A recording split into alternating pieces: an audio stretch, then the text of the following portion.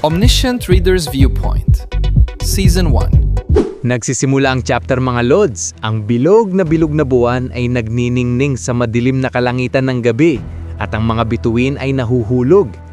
Ang ichthyosaur ay lumalangoy patungo sa ibabaw habang ang mga bahay ay nasusunog sa paligid at ang mga eroplano ay lumilipad sa kalangitan.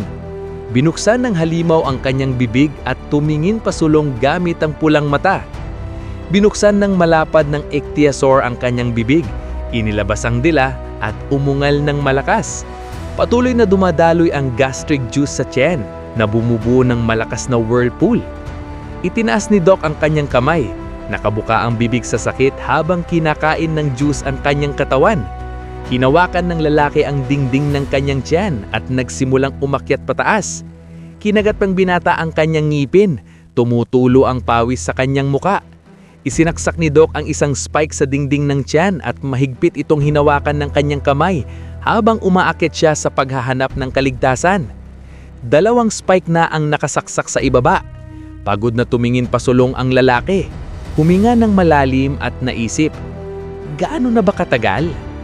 Huminga siya ng malalim at patuloy na nag-isip at talagang ginawa niya ang lahat ng kaya niya.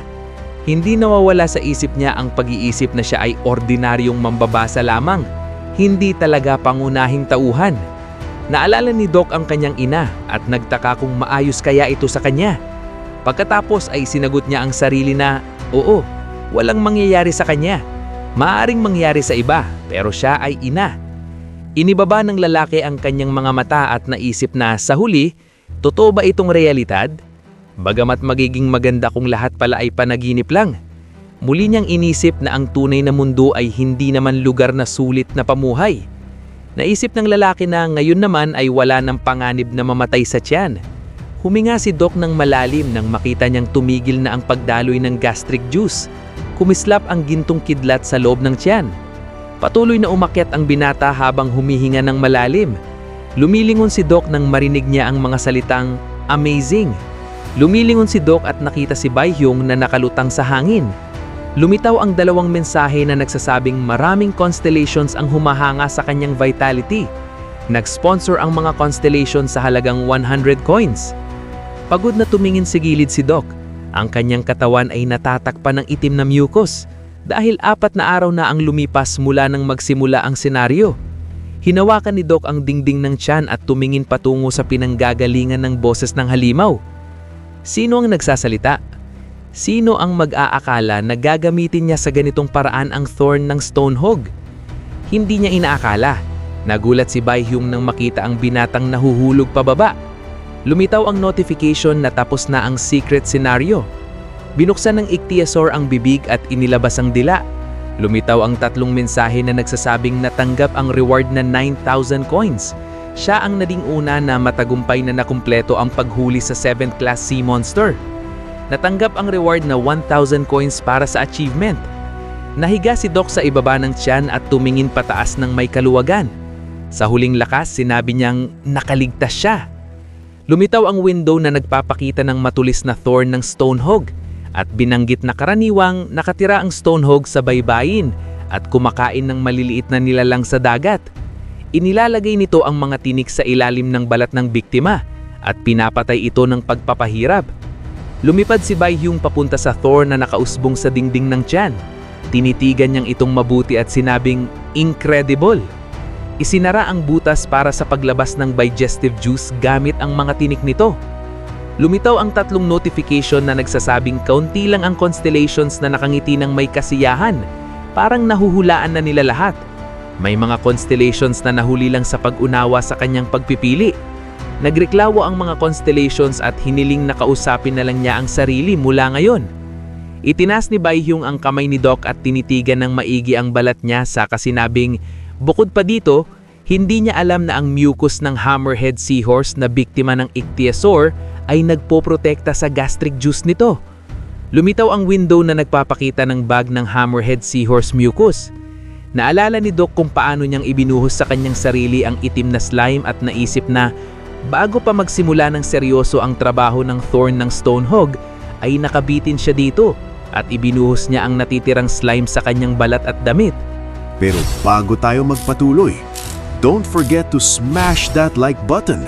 Mag-subscribe ka na sa channel na to at i-on mo na rin ang notification bell para lagi kang updated sa mga solid na recap na tulad nito. Hinawakan ni Doc ang spike kung saan dumadaloy ang likido.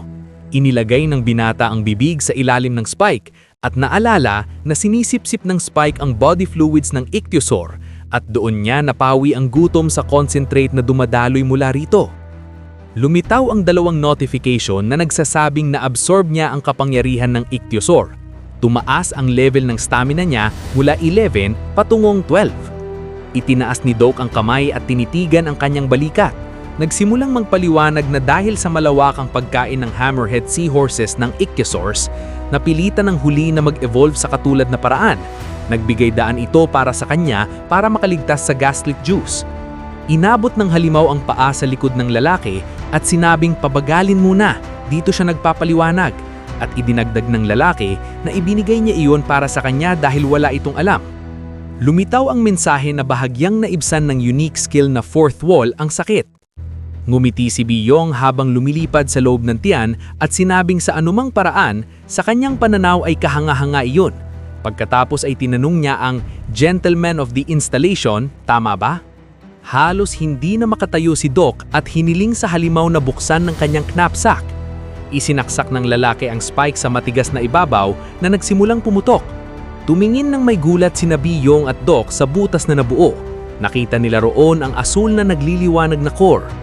Lumitaw ang screen na may impormasyon na natagpuan ang heart ng ichthyosaur. Inabot ni Doc ang puso sa halimaw at sinabing kukunin niya ito at ibebenta. Ilalagay sa auction ni Biyong bilang barter deal at sinabing ng may gulat na, totoo ba to? Pero paano niya nalaman ang function na to? Idinagdag ng lalaki na ipagpapalit lang niya ito sa broken faith. Ipinatong ng halimaw ang mga kamay sa dibdib at sinabing pero may-ari na ito, di ba? Tumingin pasulong ang lalaki at sumagot na oo at siya ang susunod. Tumingin ng gulat si Bok kay Biyong na naglagay ng mga kamay sa pisngi, malawak ng umiti at hiniling sa kanyang precious constellations na panoorin ng maikling advertisement at lilipat na sila sa susunod na senaryo. Lumitaw sa screen ang Streams Contract Agreement kung saan nakasulat na ang incarnation na si Kim Dokja, Party A, at si Biyong, Party B, ay pumasok sa exclusive contract hanggang sa kamatayan ng isa o hanggang makumpleto ang lahat ng scenarios. Ang incarnation na si Kim Dokja, Party A, ay nangangako na hindi pipili ng sponsor constellation hanggang sa kanyang kamatayan o hanggang matapos ang lahat ng scenarios. Ang incarnation na si Kim Dokja, Party A, ay nangangako na magiging active lamang sa channel ni Biyong, Party B. Ang incarnation na si Kim Dokja at si Biyong, Party B, ay maghahati sa kita na nagmula sa streaming contract na ito at itatakda ang ratio magpamagitan ng magkasamang usapan. Ipinatong ng halimaw ang mga braso sa dibdib habang pinapanood ang lalaki na nag-aaral ng contract at sinabing sa una ay nagduda ako. Pero pagkatapos mapanood ang senaryo na ito, nakuha ko na ang kumpiyansa. Hindi aalisin ang tingin sa screen, sinabi ni Doc na ibig sabihin niya ay Party A at narinig ang sagot na mukhang gusto nila yun, hindi naman mahalaga, at pagkatapos ay nag-alok na gawin ito. Tumingin sa gilid ang lalaki at naisip na kung wala ng tricks na ito ng kanyang hindi inaasahan, iisa lang ang nakakabahala sa kanya. Inilagay ng Biyong ang mga kamay sa bayang at ngumiti sa binata na nagsabi sa kanya na may kulang na mahalagang detalye. Sumagot ang halimaw na signaturas lang, kailangan lang ng verbal consent mula sa kanya. Ang stream contract ay pledge ng kaluluwa. Binuka ni Doc ang bibig at tinignan ng may gulat ang nilalang at sinabing tungkol sa percentage. Anong klaseng panlilin lang to? Tumawa si Biyong at sinabing totoo yon. Lumitaw ng mas mataas si Biyong, tinignan ng lalaki at nagsimulang sasabihin na gagawin niyang 50-50. Kapalit nito ay aalisin niya ang komisyon sa paggamit ng kanyang channel. Ang mga donation na matatanggap niya sa hinaharap ay hati rin. Halimbawa, kung may mag-sponsor na 100 coins, kukunin niya ang 50 at siya rin ang 50. Naggalit ang lalaki, mukhang tanga siya. Ibinuka ng halimaw ang mga braso, tumingin pababa at sinabing pero sa mundo ng negosyo, normal na distribution ng shares yan. At naisip kung paano pinapanood ng mga constellations ang kanyang stream sa screen at nagbibigay ng coin sa isa sa mga bayani dahil ipinapakita ng mga constellations ang kanilang mga incarnation sa channel at ang mga donation na mula sa ibang sponsor ay ipinamimigay ayon sa percentage ni Biyong at itinuturing na normal. Tumingin si Doc sa screen at sinabing siya ay incarnation na walang sponsor at kapag may nag-donate na katulad niya, nagbabayad na malaki ang constellation sa komisyon ni Biyong. Itinaas ng halimaw ang mga braso at tumingin ng may kasalanan sa lalaki na sinabing hindi ba't kikita siya na sa kanyang gastos?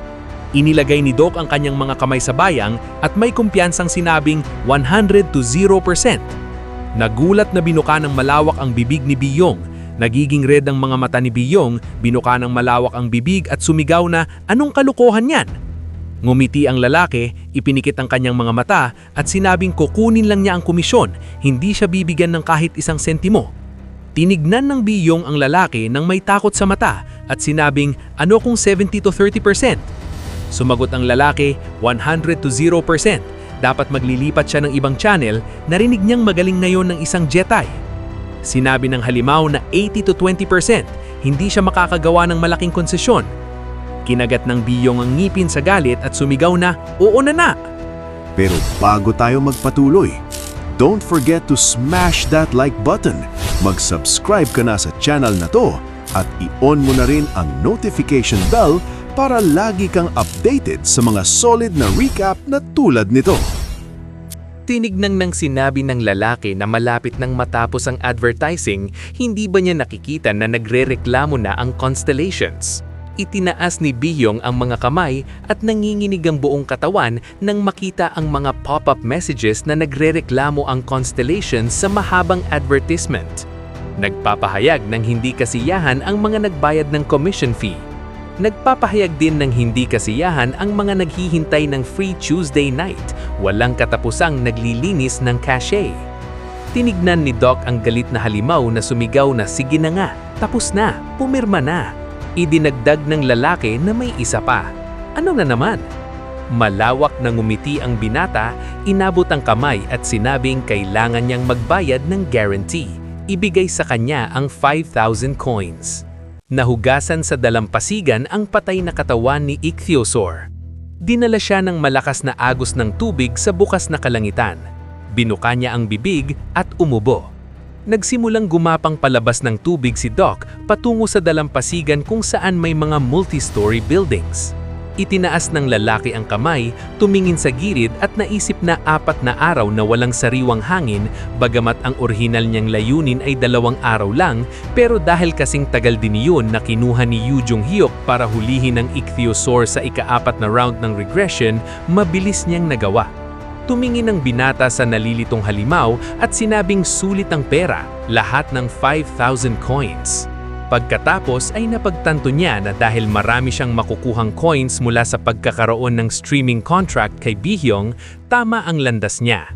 Inilagay ni Doc ang kamay sa baywang at dahan-dahang naglakad sa kalye habang iniisip na nakakatawa na siya na hindi pa nakakapasok sa kahit isang pathetic contract sa kasalukuyang reality ay naging phenomenon dahil minsan siya ang taning mambabasa ng nobela. Lumitaw ang window na may mensahe na nag-activate ang unique skill na fourth wall. Tumingin ang lalaki sa screen at naisip na fourth wall na naman. Tinanong ng halimaw kung system error ba iyon. Tumingin si Doc kay Biyong at tinanong kung hindi bumubukas ang characteristics window, kaya ba niyang ayusin? Itinaas nito ang mga kamay at sinabing imposible, walang failure rito. Lumitaw ang notification na sinusubukang makialam ni Biyong sa system ni Doc. Isa pang mensahe na nag-activate ang unique fourth wall skill. Nagulat na tinignan ng halimaw ang walang lamang screen. Inibaba ni Doc ang ulo, bahagyang ngumiti at naisip na sino ang mag-aakala na kahit si Biyong na may absolute power ay hindi makakaharang sa kanya. At dahil walang makahatawag ng characteristics window niya, mahusay niyang maluloko ang lahat. Lumipas ang hubad na paa ng lalaki sa energy barrier. Lumitaw ang mensahe na pumapasok siya sa zone ng second main scenario. Iningat na tumingin pasulong ang lalaki at naglakad sa barrier.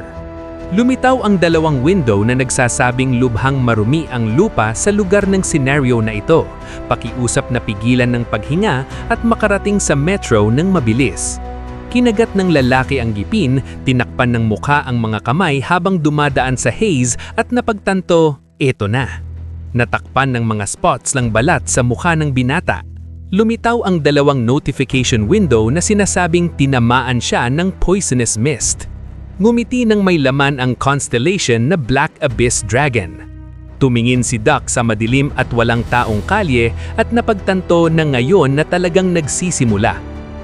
Kung nagustuhan mo ang mga video na ito ka-T-Recap, don't forget to leave a like and subscribe at i-hit mo na rin ang notification bell para updated ka sa mga bago pa natin mga video. Salamat at maasim na araw!